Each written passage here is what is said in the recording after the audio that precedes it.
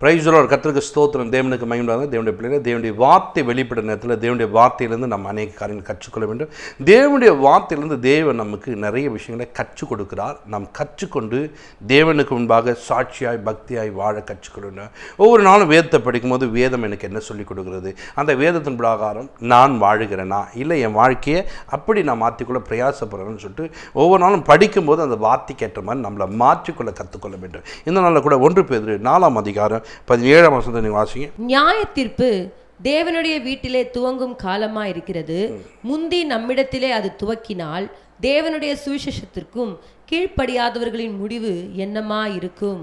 நல்லா கவனிங்க. நியாய தீர்ப்பு முந்தி நம்மிடத்தில் துவங்கக்கூடிய காலமா இருக்குது. எங்க துவங்காங்கன்னு சொன்னா, யார் ஒருவன் கற்றுக்கொண்டானோ, எந்த இடத்துல நீ கற்றுக்கொள்ள ஆலயத்துக்குள்ள வந்து வார்த்தையில கேட்கிறாயோ அந்த இடத்துல நியாய தீர்ப்பு துவங்கும். அப்போ துவங்கமானால் உன்னிடத்துல வரும்போது இப்போ நீ சுவிசேஷத்தை கேட்டிருக்கிற, சத்தியத்தை கேட்டிருக்கிற, அதன்படி வாழாத போது உன் முடிவு என்னவா இருக்கும்? இன்றைக்கு சத்தியத்துக்கு நம்ம என்ன பண்ண, கீழ்ப்படியாதபடிக்கு நம்ம என்ன பண்ணோம், கேட்போம். அது மாதிரிலாம் செய்ய முடியுமா? அவர் செய்வாருங்க, பாஸ்ட்டுங்க, அவர் 24 நாளும் ஊழியம் நிற்பாருங்க. நம்மளால் பண்ண முடியுமா? தேவ சத்தியத்தை கேட்டு நம்ம கீழ்ப்படியாமல் போனால் நோவாவின் காலத்தில் கீழ்ப்படியாதவருடைய முடிவு என்னமா இருக்குன்னு பாருங்கள். அவங்க கீழ்ப்படியில் நீ என்ன சொன்னாலும் நான் கீழ்ப்படிய மாட்டேன்ட்டாங்க. கடைசியில் அவங்க முடிவு பாருங்கள், அழிவிலே அவர்கள் சிக்கி கொண்டார்கள். அழிவு அவங்களை அழித்து போட்டது. இன்றைக்கு நம்முடைய வாழ்க்கையில் அது துவங்கும் போது, சத்தியத்தை அறிந்தவங்க வாழ்க்கையில் இன்றைக்கி பாருங்கள், ஒரு சட்டம் ஒன்று இயற்றப்பட்டிருக்கு. அந்த சட்டம் ஏற்றப்பட்டு அந்த சட்டம் சொல்லியிருக்கு, இந்த காரியங்களை செய்யாத பட்சத்தில் அவன் மேலே இவ்வளோ ஃபைன் போடுங்க அப்படின்னாங்க. அதெல்லாம் செய்ய முடியாதுங்க அப்படி போய் நின்னீங்கன்னா என்ன பண்ணுவாங்க தெரியுங்களா?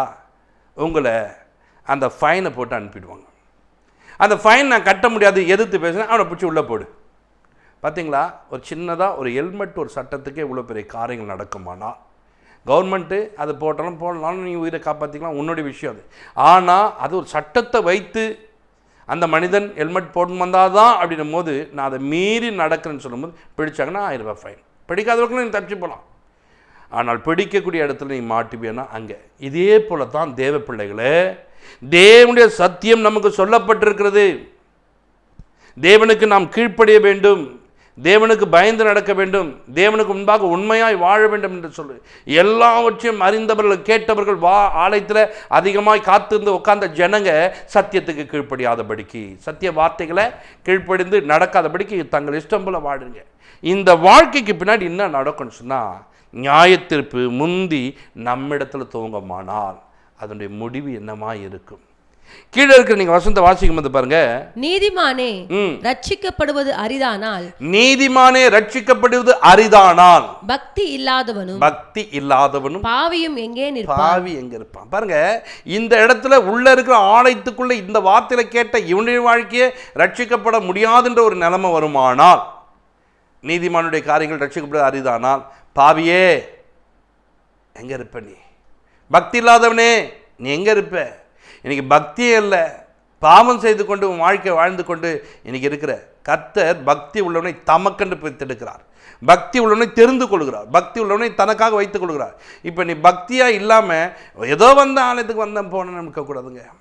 நான் கிறிஸ்துவை ஏற்றுக்கொண்டேன், நான் பக்தியாய் வாழ வேண்டும், நான் உண்மையாய் வாழ வேண்டும், அவருக்கு உகந்தவராய் வாழ வேண்டும். இந்த பிரயாசம் உனக்குள்ளே இருக்க வேண்டும். பாவியாக இருக்கக்கூடாது. பாவத்தை விட்டு விட்டு நாம் பரிசுத்த வாழ்க்கை வேண்டும். பாவத்தின் சம்பளம் மரணம் சொன்னால் மரணம் இல்லைங்க, நான் நித்திய ஜீவனை அடைய வேண்டும். அதுக்கு நான் என்ன செய்ய வேண்டும், அதுக்கு என்ன செய்ய வேண்டும் என்று அறிந்து கொண்டு அவைகளை செய்யக்கூடியதாக மாற வேண்டும். ஒரு கூட்டத்தாருக்கு என்ன சொன்னாலும் அறிந்து கொள்வது கிடையாது. நல்ல போதகரே பாருங்க, ஒரு வாலிபம் வரான், நல்ல போதகரே நான், நீ நல்லவனே ஏன் சொல்கிற? அப்போ அந்த மனிதன் நல்ல போதகரே, நான் நித்திய ஜீவனை பெறுவதற்கு நான் என்ன செய்ய வேண்டும்? அப்போ சொல்கிற 10 கட்டளை, இதெல்லாம் நான் சிறு வயதுலேருந்து எல்லாவற்றையும் நான் கடைப்பிடிக்கிறேனே, எனக்கு தெரியும் இதெல்லாம். இப்படி தெரிந்த ஒரு மனிதனுக்கு தெரியாத ஒரு விஷயத்தை ஆண்டவர் கற்றுக் கொடுக்கிறார். உனக்கு உண்டானதை விற்று தரித்திரருக்கு கொடு. பாருங்க, நித்திய ஜீவனை எப்படி சுதந்திரிக்கணும்னு கேட்டால், நித்திய ஜீவனை சுதந்திரிக்கிறதுக்கு ஒரு வழியை சொல்லும்போது அவன் துக்கமுகமாய் கடந்து போய் விட்டான். நினச்சிங்களா? இன்றைக்கி ஐஸ்வர்யான குறித்து வேதம் என்ன சொல்லுது பார்த்தீங்களா? ஐஸ்வர்யவான் பரலோக ராஜ்யத்துக்குள்ளே பிரவேசிக்க முடியாதான். இப்போ என்னன்னா தேவ பிள்ளைகளை நித்திய ஜீவனுக்காக நான் எதை வேணாலும் இழப்பேன்ற ஒரு காரியத்தில் வரணும். அதுக்குன்னு ஆண்டவர் பணக்காரன் ஆகக்கூடாதுன்னு சொல்லுங்க. அப்படி சொல்லியிருந்தா ஆபிரகாம அவ்வளோ ஆஸ்திகளை கொடுத்துருக்க மாட்டார். பூமி தாங்க முடியாத அளவுக்கு ஒரு மனிதனுக்கு ஆசைன்னா அப்போ ஏன் அந்த மனுஷன் அப்படி ஆசித்தார்? இவைகளை காட்டிலும் நான் உண்மை நேசிக்கின்ற மனுஷனுடைய வாழ்க்கையில் எல்லாமே நிறைவாக வந்திருக்கும். இது கிடைச்சா போதான்ற, எனக்கு சர்ச்சை வேணாம், ஒன்றும் வேணாம், ஒரு 1000 ரூபாய் சம்பளம் கிடைக்குதா, நாளைக்கு நான் சர்ச்சைக்கே வர மாட்டேன், இந்த கூட்டம் வேண்டாம். இவர்களை தான் கத்தனை பண்ணுற, இந்த பணத்து மேலே ஆசை வைக்காத, பண ஆசை எல்லா தீமைக்கும் வேறாக இருக்குன்னு சொல்லியிருக்கிறார். சிலர் இதை இச்சித்து, எதை இச்சிதாங்க? பணத்தை. அவர்கள் விசுவாசத்தை விட்டு வெளியே போனார்கள் என்று சொல்லப்படுது. கவனிச்சிங்களா? இன்றைக்கு தேவ பிள்ளைகளாக இருக்கிற நாம் தேவ சத்தியத்தை கேட்க வேண்டும், தேவன் மேலே பிரியமாக இருக்க வேண்டும், தேவனுக்கு உகந்தவர்களாய் காணப்பட வேண்டும், தேவனுடைய வார்த்தைகளை பிடித்துக்கொண்டு பக்தியாய் சாட்சியாக வாழ வேண்டும். ஒன்று சொல்லிக்கல கவனிங்க, 8-10 வரைக்கும் வாசிங்க. எப்படி எனில் உங்களிடத்திலிருந்து கர்த்தருடைய வசனம் மக்கதோனியாவிலும் அகாயாவிலும் தொனித்ததும் அல்லாமல் நாங்கள் அதை குறித்து ஒன்றும் சொல்ல வேண்டியதாய் இராதபடிக்கு தேவனை பற்றின உங்கள் விசுவாசம் எங்கும் பிரசித்தமாயிற்று. ஏனெனில் அவர்கள் தாமே எங்களை குறித்து உங்களிடத்தில் நாங்கள் அடைந்த பிரவேசம் இன்ன என்பதையும் ஜீவனுள்ள மெய்யான தேவனுக்கு ஊழியம் செய்வதற்கு நீங்கள் விக்கிரகங்களை விட்டு தேவனிடத்திற்கு மனம் திரும்பினதையும் அவர் மரித்தோரிலிருந்து எழுப்பினவரும் இனிவரும் கோபாக்கினை நின்று தம்மை நீங்களாக்கி ரட்சிக்கிறவராயிருக்கிற அவருடைய குமாரனாகிய இயேசு பரலோகத்திலிருந்து வருவதை நீங்கள் எதிர்பார்த்து கொண்டிருக்கிறதையும் அறிவிக்கிறார்களே. அல்லேலூயா. கவனிங்க, உங்களிடத்திலிருந்து முதலாவது எங்கேருந்து போச்சு? உங்ககிட்ட இருந்து தான் திருவசனம் போச்சு, உங்ககிட்ட இருந்து தான் மற்றவங்க கற்றுக்கொண்டாங்க, உங்ககிட்ட இருந்து தான் அது போகுது. ஆனால் இன்னைக்கு நீ என்ன பண்ணுறதுமா, சபையில் உட்காந்துன்னு இந்த சத்தியத்துக்கு கீழ்ப்படி தான் இருக்கிறேன். ஒரு நாள் சபையிலேருந்து தான் சத்தியம் வெளியே போச்சு.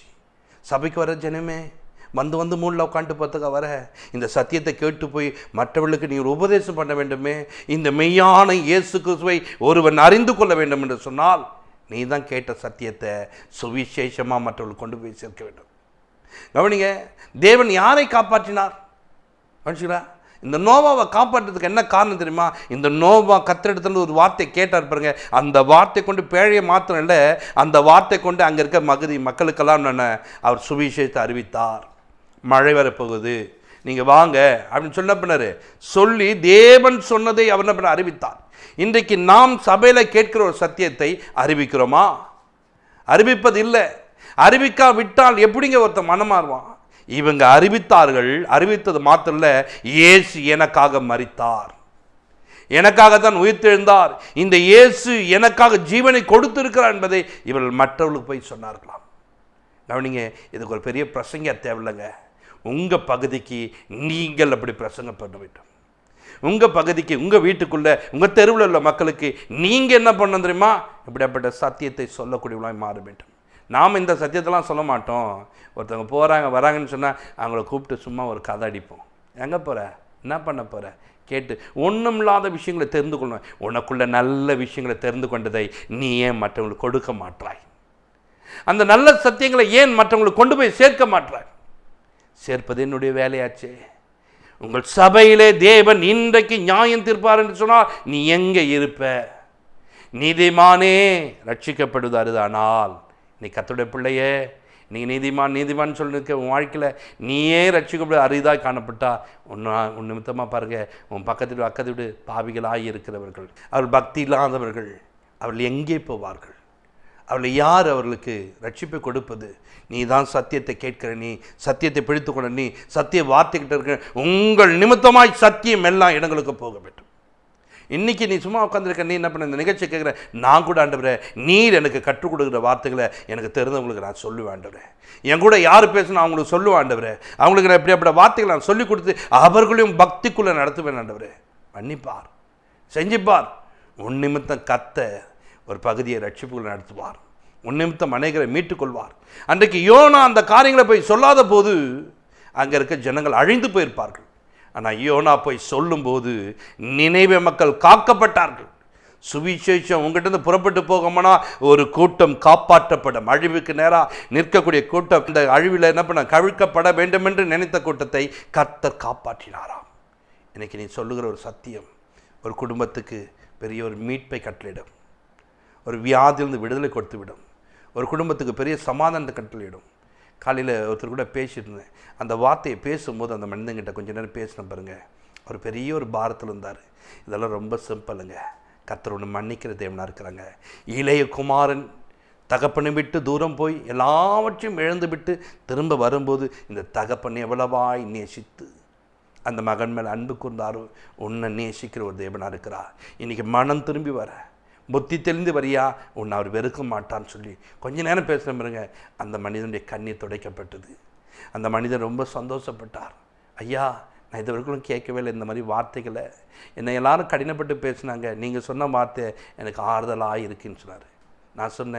நான் சொன்ன வார்த்தையே உனக்கு ஆறுதலாக இருக்குன்னா வேதத்தை நீ படிப்பினா இந்த இயேசு ஒருவனை தாய் தேற்றுவது போல, நானும் அப்படி தேற்ற முடியாது, ஆனால் வேதம் உன்னை தாய் தேற்றுவது போல நான் உங்களை தேற்றுவேன் என்று சொல்லியிருக்கான். அப்போ இந்த வேத வசனங்களை பிடித்து கொண்டு உங்கள் அக்கம் பக்கத்தில் அழுகையும் கண்ணீரோடு இருக்கிறவளை தேற்றக்கூடிய மக்களாய் நீங்கள் போய் நிற்க வேண்டும். உங்கள் நிமித்தமாய் சத்தியம் கடந்து போக வேண்டும். இந்த இயேசு பூமியில் எதற்காக வந்தார், என்னத்துக்காக வந்தார் சொல்லிக் கொடுக்க வேண்டும், அறிவிக்க வேண்டும். இன்றைக்கி நம்ம அப்படி இல்லாதபடிக்கு சபையில் வந்து வந்து வந்து வந்து உட்காந்துட்டு போகிறோன்னு சொன்னால் நீங்கள் நியாய தீர்ப்பு இன்றைக்கு துவங்கமானால் நீ எங்கே இருப்ப, நீ என்ன செய்ய போகிற? முந்தி அது நம்மிடத்தில் தொடங்கமானால் என் வாழ்க்கை எப்படி இருக்கும், நான் என்ன செய்ய போகிறேன் என்பதை அறிந்து கொள்ளுங்கள். மத்திய புஸ்தகத்தில் பாருங்கள் 28:19-20. ஆகையால் நீங்கள் புறப்பட்டு போய் சகல ஜாதிகளையும் சீஷராக்கி பிதா குமாரன் பரிசுத்த ஆவியின் நாமத்திலே அவர்களுக்கு ஞானஸ்நானம் கொடுத்து நான் உங்களுக்கு கட்டளையிட்ட யாவையும் அவர்கள் கை கொள்ளும்படி அவர்களுக்கு உபதேசம் பண்ணுங்கள். இதோ உலகத்தின் முடிவு பரியந்தம் சகல நாட்களிலும் நான் உங்களுடனே கூட இருக்கிறேன் என்றார். நல்ல கவனிங்க, தேவன் சொல்றாரு, ஆகையால் நீ புறப்பட்டு போ, நிக்காத, எல்லா இடமும் போய் சொல்லு, நான் உனக்கு என்ன சொல்லி கொடுத்தேன் அது சொல்லு, சத்தியத்தை சொல்லு சொல்லு சொல்லு சொல்லு கட்டளையிட்டு இருக்கிறார். இப்படி சொல்லக்கூடிய ஒரு மனிதனோடு கர்த்தர் சொல்ற, நான் உன் கூடவே இருப்பேன், நான் உன்னிட்டு விலக மாட்டேன், உன்னை நான் வழி நடத்துவேன் என்று சொல்றார். அப்போது சத்தியத்தை சொல்லாத ஒரு மனிதனுடைய வாழ்க்கையில் கர்த்தர் கூட இருக்க மாட்டார். இன்னைக்கு கர்த்தர் ஏன் கூட இருக்கணும்னு சொன்னால் நான் சத்தியத்தை சொல்லுகிறவனாய் மாற வேண்டும், சத்தியத்தில் நடக்கிறவனாய் மாற வேண்டும், சத்திய வார்த்தைகளை பிடித்து கொண்டவனாய் மாற வேண்டும். கர்த்தர் என்னை வழிநடத்த வல்லவராக இருக்கிறார்.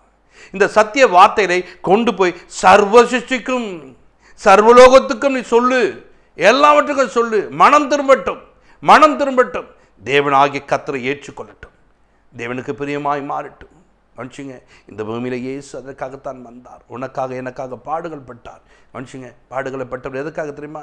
உன்னையும் என்னையும் ரட்சிப்பதற்காகத்தான். இந்த ரட்சிப்பை கொண்டு போய் சேர்ப்பது என்னுடைய வேலை, நான் செய்வேன், செய்து முடிப்பேன் என்ற ஒரு பெரிய காரியங்களோடு இன்னைக்கு நீ மாறிப்பாரு.